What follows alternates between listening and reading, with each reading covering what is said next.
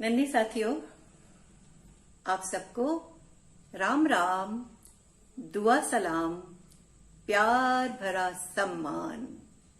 आमने सामने में आज का ये समय आपके नाम, आपके नाम, आपके नाम। आपसे मिलने की खुशी मेरी तरह आपको भी होती होगी, है ना। और आप भी सोचते होंगे कि आज मैं न जाने क्या क्या पिटारा, क्या क्या आपके लिए सामान लेकर आई हूं, और आप उत्सुकता से मेरी प्रतीक्षा करते होंगे, मेरा इंतजार करते होंगे। ठीक है, तो चलिए करते हैं आपकी समस्याओं का, दुविधाओं का, सोच विचार का अंत और शुरू कर देते हैं आज का कार्यक्रम तुरंत। तो आज मैं आपके लिए क्या क्या लेकर आई हूं पता है? एक तो कहानी है, और कहानी के साथ साथ एक गीत भी है और एक कविता भी है, और सब चीजें जो है वो बहुत निराली, अनोखी और बहुत मन को मोहने वाली हैं। तो पहले बताती हूँ कहानी किसकी है, कहानी का शीर्षक या कहानी का नाम क्या है। तो कहानी का शीर्षक है सुरीला कौवा। अब आप तो पड़ गए चक्कर में, पक्की पक्की बात है। सुरीला कैसे हो सकता है कौवा? कौवा तो इतनी जोर से कर्कश आवाज में काव काव काव काव शोर मचाता है, सबके कान फोड़ डालता है। तो वो कौवा सुरीला भला कैसे हो सकता है? तो भाई सुनिए तो सही कहानी, जरा इंतजार कीजिए। जैसे जैसे कहानी आगे बढ़ेगी और जब कहानी खत्म होगी तब आप खुद अनुमान लगा लेंगे, खुद निर्णय पे पहुंच जाएंगे, खुद आप सोच लेंगे कि इस कहानी का शीर्षक क्या और भी कुछ हो सकता है। और अगर कुछ और आपको लगता है कोई और शीर्षक होगा तो आप उसी शीर्षक को कहानी में रख लीजिए। कहानी तो वही रहेगी, शीर्षक आपके पसंद का। ठीक है, तो चलिए कहानी की बात शुरू करें। और हम लोग सबसे पहले चलते हैं एक जंगल में, और जंगल में बहुत सारे घने घने घने पेड़ हैं, और उन घने पेड़ों में कई जानवर, कई पक्षी रहते हैं। अब आप जिस पक्षी को कहेंगे मैं उसको उस पेड़ में बसा दूंगी। तो मान लीजिए हमने गौरैया रहती है, क्या कहा, तोता। चलिए तोता रहता है, मैना भी रहती है। ठीक है, और कौन रहता है? और हो सकता है कि कौवा तो है ही कहानी का पात्र, तो कौवा तो रहेगा ही रहेगा।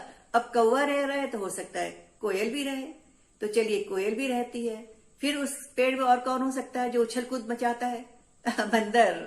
ठीक है, बंदर भी है उस पेड़ में, और गिलहरी भी हो सकती है उस पेड़ में। और उस पेड़ में नीचे भी तो बिल बना के कोई जानवर रह सकते हैं। तो मान लीजिए नीचे बिल बना के चूहा रहता है, और एक खरगोश भी रहता है, और चींटी भी रहती है। तो ये सारे जीव जंतु जो हैं कहाँ रहते हैं? एक पेड़ में। और आप सोचिए कि पेड़ कितने सारे जीव जंतुओं को आश्रय देता है ना। तो ये पेड़ भी जो था आम का पेड़ था, जिसमें आम के फल भी लगते थे, और जिसमें ये सारे जितने भी पशु पक्षी और जीव जंतु और मधुमक्खी भी होती होंगी उसमें, और कीट पतंगे भी होते होंगे। तो सारे जीव जंतु हिल मिल कर उस पेड़ में रहते थे, मस्ती करते थे और खुश रहते थे। ठीक है, तो ये जो जीव जंतु थे इनमें कौवा, कोयल और खरगोश और तोता, मैना, गौरैया, इन सब लोगों में बड़ी पक्की दोस्ती थी, बहुत पक्की दोस्ती थी। ये सब आपस में बड़े प्यार से रहते थे, एक दूसरे की मदद करते थे और एक दूसरे के काम आते थे। ठीक है, तो एक दिन की बात है, बहुत बढ़िया मौसम था, सवेरे का समय था, और आम के पेड़ में बौर लग गए थे। आम के बौर क्या होते हैं? जो आम के फूल होते हैं। और जब बौर लग जाते हैं उसके बाद उसमें छोटी छोटी छोटी छोटी अमियां लगती हैं, छोटी वाली अमियां, और जो बड़े होकर आम बनते हैं। तो जब बौर देखा किसने? कोयल ने। तो कोयल को तो बौर बहुत पसंद है, आम बहुत पसंद है, और वो तो बौर देख के मतवाली हो गई, पागल हो गई, खुश हो गई और गाना गाने लगी। कैसे गाना गाने लगी होगी? कू कू कू कू। इतना मीठा गाया, इतना मीठा गाया कोयल ने अपना गान कि सारे जीव जंतु पशु पक्षी रह गए हैरान, और सब ने सोचा वाह वाह, इस कोयल ने तो पूरा माहौल खूबसूरत कर दिया, हमें इतनी खुशियां दी हैं। तो साथियों, कोयल की मीठी मीठी जब सुनी तान, तो बिल से झांका किसने? खरगोश ने। वो रह गया हैरान और इतना खुश हुआ कि उसके सुर से सुर मिला के वो भी गाने लगा गान। और क्या कहा खरगोश ने? कितना सुंदर तेरा गान, कितनी मीठी तेरी तान, कितना सुंदर तेरा गान, कितनी मीठी तेरी तान। उसकी बात सुनकर खरगोश की कौन आया? उछलता हुआ कौन आया? बंदर भी आ गया। और बंदर ने भी उसकी हाँ में हाँ मिलाई और उसने झूलते झूलते झूलते झूलते उसने भी गाना शुरू कर दिया। और उसने क्या कहा? कितना सुंदर तेरा गान, तू है इस जंगल की शान, कितना सुंदर तेरा गान, तू है इस जंगल की शान। और कोयल तो बहुत खुश हुई, फूल कर कुप्पा हो गई। मनी मन उसकी खुशी समाई नहीं समाई जा रही थी। और उसके बाद चतुर गिलहरी, जो छोटी सी नन्ही सी गिलहरी थी, जो ऊपर नीचे पेड़ में कसरत कर रही थी। कसरत तो नहीं, पर वो दौड़ लगाती है, पेड़ के ऊपर चढ़ती है और नीचे आती है और ऊपर चढ़ती है और नीचे आती है। वो भी ठिठक गई, वो भी झिझक गई और उसने फिर रुक गई। और उसने भी फिर गाया। इतना सुंदर गा रही है तो जरूर मैं भी इसमें अपनी सुर मिलाऊं, अपना तान मिलाऊं। और उसने क्या कहा? कितना सुंदर तेरा गान, तू है इस जंगल की शान, कितना सुंदर तेरा गान, तू है इस जंगल की शान। तो कोयल मुस्कुराई, हर्षाई, इतराई, लेकिन कुछ बोली नहीं, उसने सिर हिला दिया। और उसके बाद क्या हुआ पता है? कि तोता और मैना वो भी खुशी से पागल हो गए, वो तो नाचने लगे। और दोनों ने मिलकर गाना शुरू किया और कहा क्या? कितना सुंदर तेरा गान, तुझसे बढ़ता सबका मान, कितना सुंदर तेरा गान, तुझसे बढ़ता सबका मान।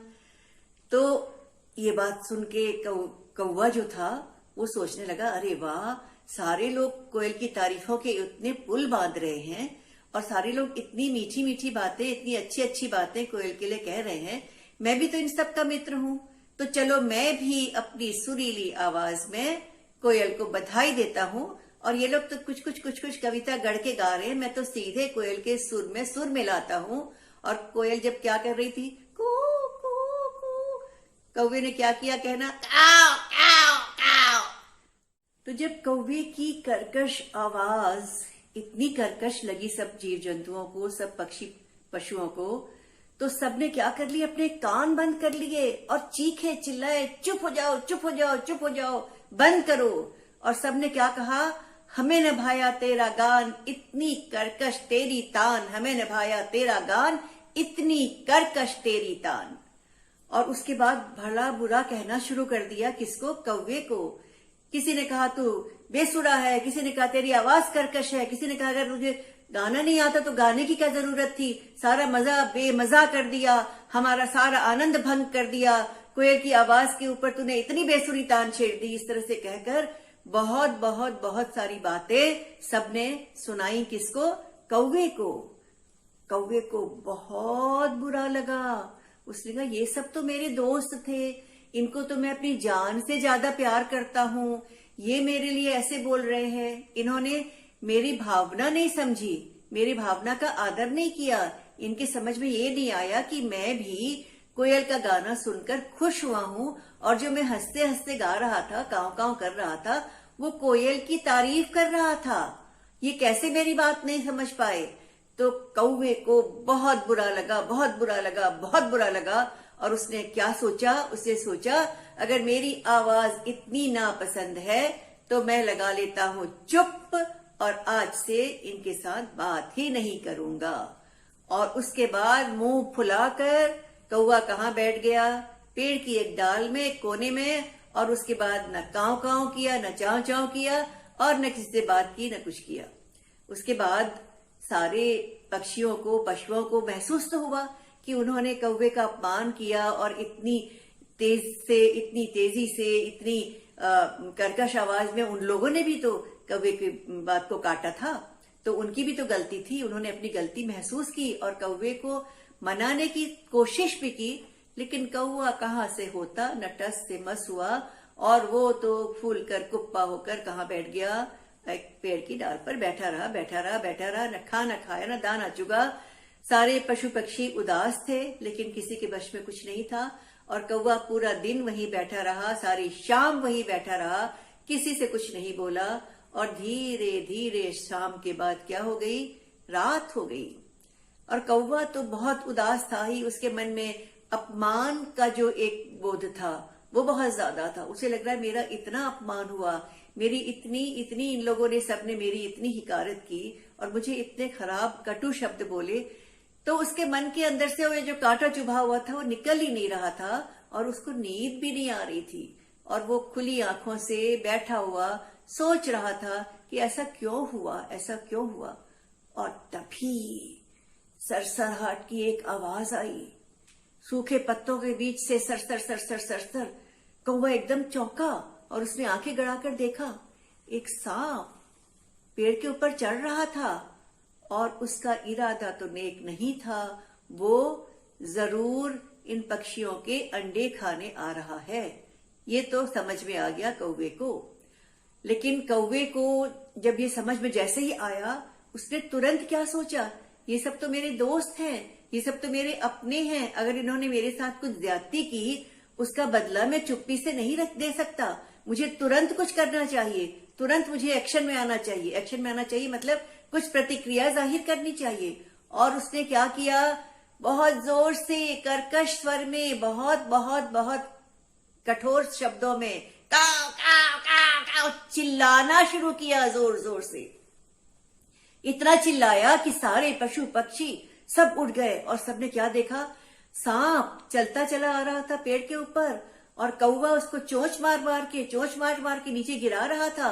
सारे पक्षियों ने भी उसको चोंच मारना शुरू किया और सांप को मार मार के भगा दिया।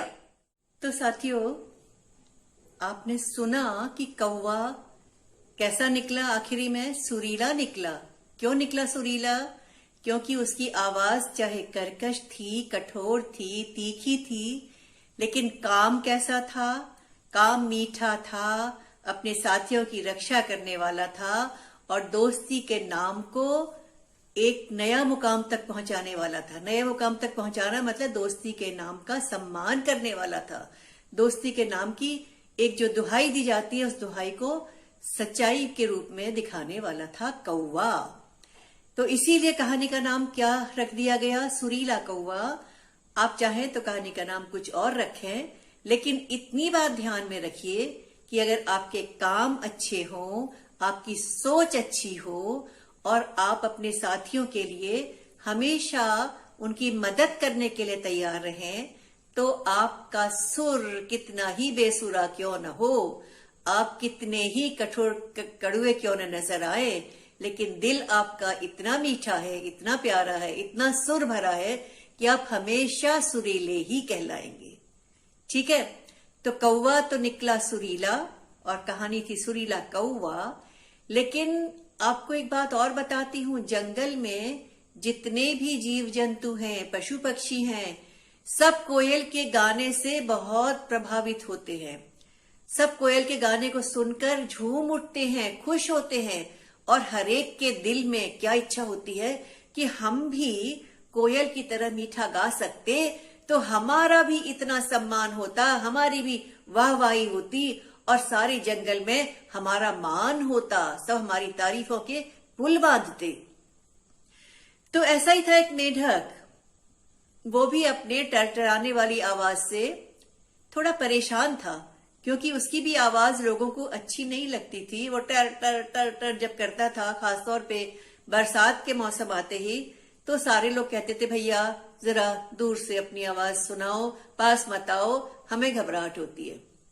तो मेढक को क्या लगता था कि अगर मैं कोयल की तरह गाना गाना लग जाऊं, अगर मैं इतना ही सुरीला बन जाऊं, तो सारे जंगल में लोग मुझे गायक कहेंगे। गायक होता है जो गाना अच्छा गाता है, उसे गायक कहते हैं।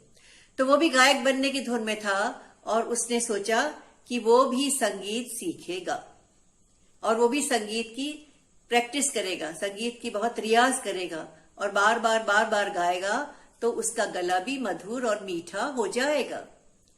तो आपके सामने रखती हूं कविता मेढक का संगीत। ठीक है, क्या हुआ? किसकी मीठी तान सुनी मेढक ने? कोयल की। तो सुन कोयल की मीठी तान, मेढक ने भी गाया गान। सोचा यदि बन जाऊं गायक, बढ़ जाएगी मेरी शान। सोचा यदि बन जाऊं गायक, बढ़ जाएगी मेरी शान। गाया उसने कर्कश गीत, गाया उसने कर्कश गीत। कछुआ मछली थे भयभीत, किसने ये आतंक मचाया? बंद करो कड़वा संगीत, किसने ये आतंक मचाया? बंद करो कड़वा संगीत। चिल्ला कर बोला खरगोश, उड़े हुए थे जिसके होश। रुको रुको ऐसे मत गाओ, हो जाएंगे सब बेहोश। रुको रुको ऐसे मत गाओ, हो जाएंगे सब बेहोश। ये सुनकर मेढक गुस्साया, उसे टोकना जरा न भाया। नहीं रुकूंगा नहीं रुकूंगा, जोर जोर से वो चिल्लाया। और क्या शुरू हो गया? झगड़ा शुरू हो गया। तभी वहां पर आई कोयल, लेकर इस झगड़े का कुछ हल। तभी वहां पर आई कोयल, लेकर इस झगड़े का कुछ हल। बोली मैं संगीत सिखाती, आना मेरे घर पर तुम कल। बोली मैं संगीत सिखाती, आना मेरे घर पर तुम कल। उसके बाद मेढक जाने लगा गाना सीखने। और क्या सीख पाया गाना? सीख न पाया गर्मी शीत, मेढक बेचारा संगीत। सीख न पाया गर्मी शीत, मेढक बेचारा संगीत। और बारिश आते जो मुंह खोला, हुए गीत से सब भयभीत। बारिश आते जो मुंह खोला, हुए गीत से सब भयभीत। फिर सब भयभीत हो गए। बेचारा कोशिश कर करके, रियाज कर करके, गाना सीख सीख के फिर भी टरटराता ही रह गया, टरटराता ही रह गया, टरटराता ही रह गया। ठीक है, तो ये तो एक छोटा सा एक तड़का था मजाक का, हंसी का, एक छोटी सी कविता के रूप में कि मेढक किस प्रकार से बेसुरा का बेसुरा ही रह गया। इसे अगर सुर में आना था, इसे अगर सुर की तरह सुर वाला मेढक कहलाना था, सुरीला मेढक कहलाना था, तो इसे भी शायद कोई काम करना चाहिए था। ऐसा काम जिस काम से किसी का भला हो रहा हो, तो शायद इसको भी लोग सुर वाला मेढक, सुरीला मेढक कह देते। पर चलिए, मेढक की बात खत्म हुई, कौवे की कहानी भी खत्म हुई। और आज किस चीज की बात हो रही है? सुर की बात हो रही है। और तरह तरह की सुर की बात हमने कर ली। कौवे के सुर की बात हो गई, और कोयल की सुर की बात हो गई, और मेढक के सुर की बात भी हो गई। और इतने सारे सुरों के बीच आपको एक मीठा सुर सुनाते हैं। और ये मीठा सुर जो है, ये आपको पता है किसका है? आपकी प्यारी नेहा दीदी का है। और इस गीत में भी थोड़ा सा ट्विस्ट है। आपको पता है, हम पिछले दिनों एक प्रयोग कर रहे थे, ट्विस्ट इन टेल। कहानियों में बदलाव, कहानियों में थोड़ा घुमाव, कहानियों में मोड़, गीतों में मोड़। तो इसमें भी एक गीत को मोड़ देने की कोशिश की है। और एक बहुत पुराना गाना हमने सुना था बचपन में कि हाथी घोड़ा पाल की और जय कन्हैया लाल की, इस तरह का एक गाना था।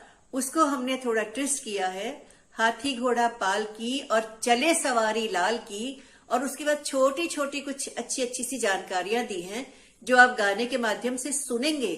लेकिन इसमें एक और ट्विस्ट है। वो ट्विस्ट ये है कि इस गाने में नेहा दीदी के बेटे गौरिक उनका साथ दे रहे हैं। उनका साथ क्यों देंगे? क्योंकि जहां जहां नेहा दीदी गाएंगी, उसके बाद गौरिक दोहराएंगे। और जहां जहां गौरिक दोहराएंगे, वहां वहां आप भी उस गीत को दोहरा सकते हैं। ठीक है, तो जब गौरिक के साथ आप भी गाएंगे तो आप भी गाना सीख जाएंगे। और जब आप गाना सीख जाएंगे तो उसको सबसे सुनाइए सबको, और दूसरों को सिखाइए और मजा लीजिए। तो मीठे संगीत का मजा आखिरी में देते हैं, ताकि आप खूब खूब खुशहाल रहें, खूब अच्छे रहें और खूब सुर वाले रहें। चाहे वो मीठे सुर इस तरह के हो, चाहे अच्छे कामों के सुर हो। तो शुरू करते हैं नेहा दीदी का गाना। आइए उसका आनंद लीजिए और गौरिक के साथ गीत को दोहराइए। हाथी हाथी घोड़ा पाल के चले सवारी लाल की। हाथी घोड़ा पाल के चले सवारी लाल की। हाथी घोड़ा पाल की चले सवारी लाल की। हाथी घोड़ा पाल के चले सवारी लाल की। बत्तख हंस नील सिर बत्तख। बत्तख हंस नील सिर बत्तख। चिड़िया है ये ताल की, चिड़िया है ये ताल की। चिड़िया है ये ताल की, चिड़िया है ये ताल की। हाथी घोड़ा पाल की चले सवारी लाल की। हाथी घोड़ा पाल के चले सवारी लाल की। डमरू तबला ढोलक थपली। डमरू तबला ढोलक तबली। बनती है सब खाल की, बनती है सब खाल की। बनती है सब खाल की, बनती है सब खाल की। हाथी घोड़ा पाल की चले सवारी लाल की। हाथी घोड़ा पाल के चले सवारी लाल की। बेला चंपा जूही चमेली। बेला चंपा जूही चमेली। खुशबू खूब कमाल की, खुशबू खूब कमाल की। खुशबू खूब कमाल की, खुशबू खूब कमाल की। हाथी घोड़ा पाल की चले सवारी लाल की। हाथी घोड़ा पाल के चले सवारी लाल की। डटकर खूब पढ़ाई कर ली। डटकर खूब पढ़ाई कर ली। छुट्टी अब ननिहाल की, छुट्टी अब ननिहाल की। छुट्टी अब ननिहाल की, छुट्टी अब ननिहाल की। हाथी घोड़ा पाल की चले सवारी लाल की। हाथी घोड़ा पाल के चले सवारी लाल की। साथियों, गौरिक के साथ गाना गाने में मजा तो आया ना?